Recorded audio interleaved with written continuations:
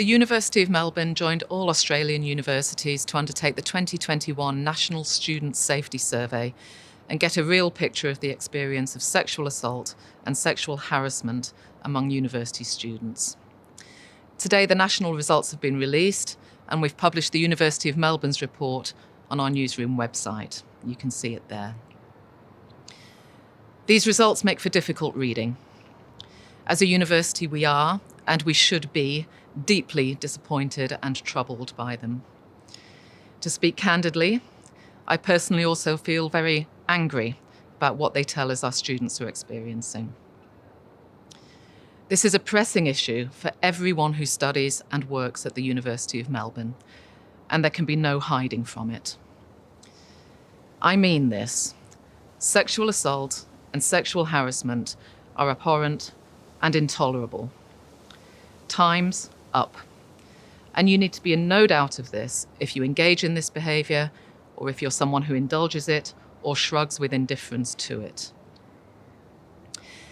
Since I arrived in the university last September, I can tell you without any exaggeration that I have been dealing with sexual misconduct issues on a daily basis. I'm depressed and frustrated that this has been necessary. But I'm also proud to tell you this, as I hold the strongest personal commitment to seeing change on this issue, and I am absolutely determined that we will step up and meet this challenge. This determination is shared by many people in our university, students and colleagues alike. This is a job for everyone.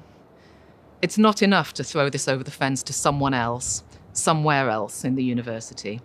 It's not good enough to stand back and throw rocks at other people when something goes wrong.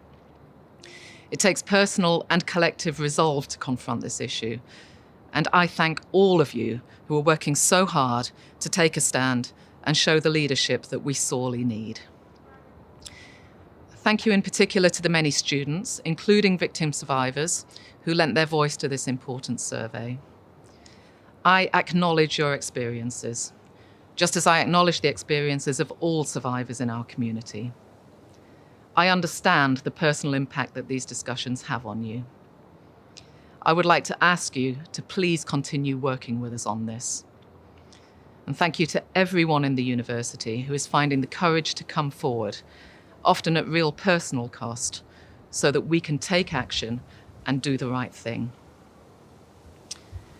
These results and the daily reality they reflect show how much we need to do. We haven't got this right in the past, and there's no doubt that we're breaking new ground for the University of Melbourne. There's much, clearly, that we are not yet getting quite right, and we need to continue learning. But change is happening, and it's happening very quickly, and with real conviction and purpose. It is not just words.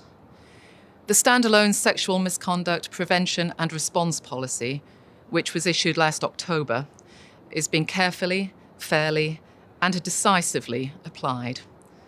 The important thing about a policy is not that it exists, but how it is being used and with what outcomes. So on that, I can tell you that since July 2021, 5 staff members have left the university as a result of their sexual misconduct, and there are 4 active investigations underway at the moment. In the same period, 1 student has been expelled, 1 has had disciplinary action taken against them, and 1 case is still in progress. Our intolerance for sexual misconduct extends beyond students and staff to others associated with the university and its activities. And a decision was recently made to sever all association with an individual for this very reason. It's so important that we speak about the progress we're making. People simply can't have confidence in the university's commitments and action on these issues if they don't know what we're doing about it. We are working, as we speak, on ways of reporting regularly on our progress to everybody in our university community. I know, and these results underline, that we have some way to go in building trust and in ensuring that people feel confident to report their experiences and know how to do so. And a real focus in this has to be education.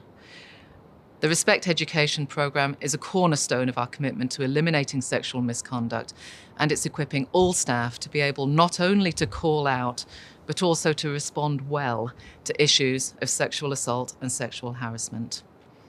We've started with the top, delivering workshops to the university's most senior leaders, including the council, the executive, and the professoriate. And education workshops and training will soon be delivered to all other university staff. Within weeks, the university will begin the rollout of a new confidential reporting tool to encourage more people to report sexual misconduct that they experience, witness, or hear about, anonymously if they wish. So we're making real headway on many fronts, but there's clearly so much more to do to bring about the deep-seated culture change we need to see on sexual misconduct and on diversity and inclusion in our university. We need to keep looking hard at ourselves in the mirror and constantly striving to do better, working together. Finally, to all members of our university community, your safety and well-being are the highest priority.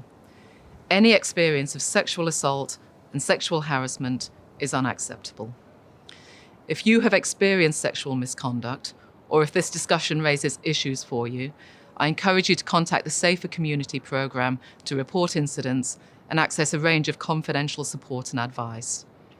A list of external support services is also provided at the end of this video. Thank you for listening.